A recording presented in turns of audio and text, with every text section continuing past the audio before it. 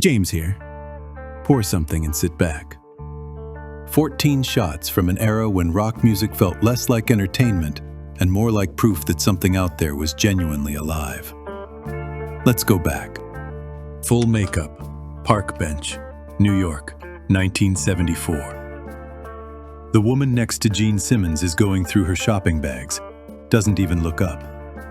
Kiss had barely broken through at this point, still grinding small venues, still getting ignored by radio. And New York just walked right past them. Nobody stopped. That's the city for you. Look at that crowd. No barrier, no rail. Just people on the floor right up to the stage edge. And Page is leaning out over them, guitar raised. Led Zeppelin's Detroit shows in the early 70s could go 3-4 hours with no set list. Bonham would just keep going, and Page would follow him somewhere completely different from where they started. The crew used to say, you never knew what show you'd get. That was the whole point. And here's what nobody says out loud about this photo. By 1973, Mick and Keith weren't really friends anymore. They were partners. Big difference. Mick out front doing everything, Keith locked in somewhere else entirely. I think that tension is exactly what made it work. Tell me I'm wrong below.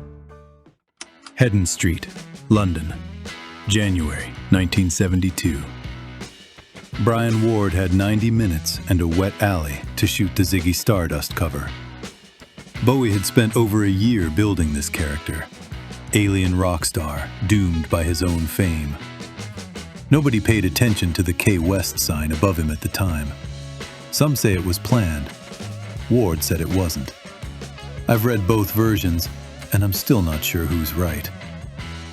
Keith Richards, 1963.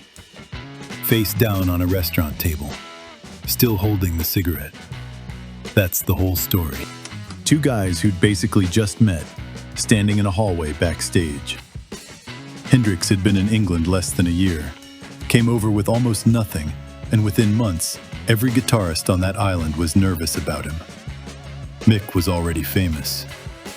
But look at them. No posturing, no competition.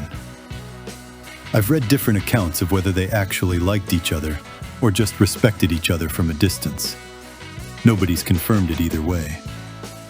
That's one I'd genuinely like to know.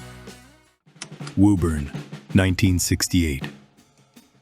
2 years after arriving in England with nothing, playing with his teeth in some shows, setting the guitar on fire in others. The music press didn't know what category to put him in. Blues? Rock? Neither fit. He didn't care. 70,000 people in those seats. And the Eagles have their backs to all of them.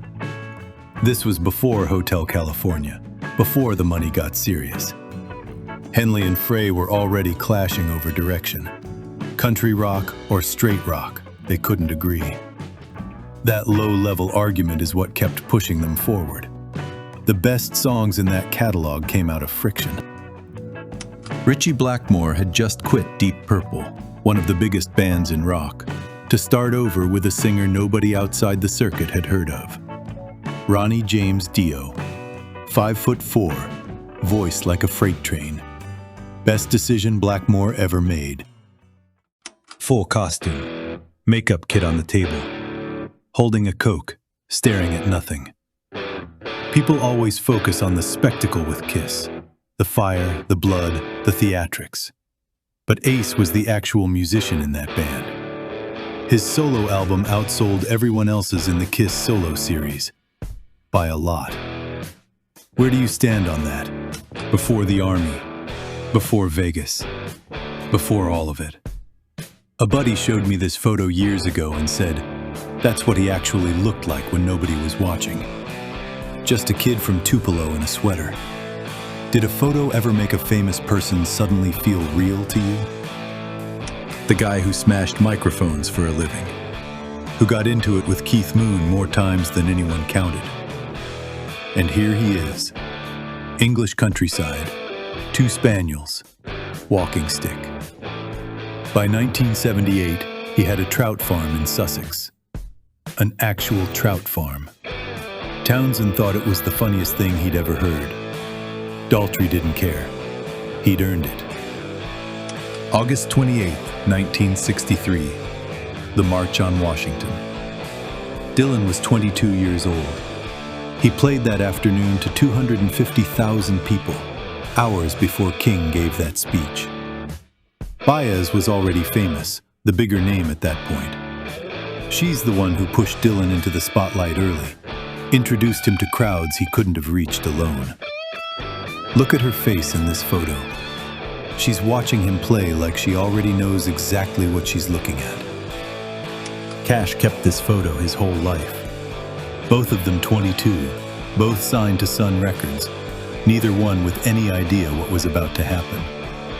Memphis, 1957.